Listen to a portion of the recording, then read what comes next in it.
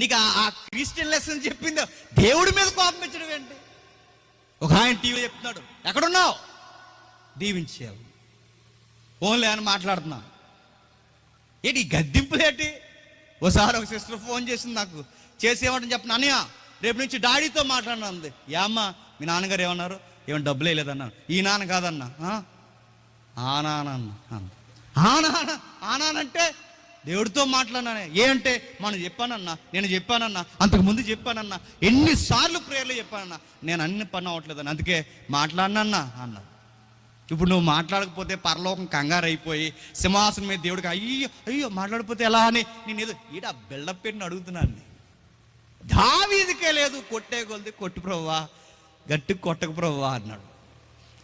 గద్దించే కొలిది గద్దించు ప్రభువా, కోపంతో గద్దించక ప్రభువా అన్నాడు.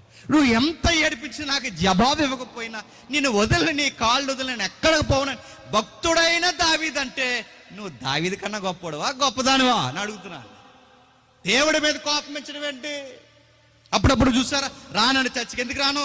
మా ఇంట్లో మా అన్నయ్య చచ్చిపోయాను, రానండి.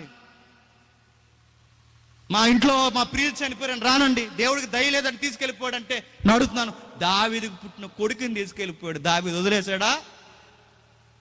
తన పుట్టిన ప్రియుడు చనిపోయాడు, వదిలేశాడా? ఎన్ని జరిగినా ఏమైపోయినా సింహాసనం ఎక్కే ముందు ఎలా ఉన్నాడో, సింహాసనం ఎక్కినప్పుడు అలా ఉన్నాడు, సింహాసనం దిగినప్పుడు అలా ఉన్నాడు. మధ్యలో చిన్న చిన్న మరకలు ఆయన కండుకున్నప్పుడు, దేవుడు ఆయన దులుమేడుస్తున్నప్పుడు ఒప్పుకున్నాడు. ప్రభువా నేను ఒప్పుకుంటున్నాను, ఈ బాధలను అనుమతించవని నేను ఒప్పుకుంటున్నాను.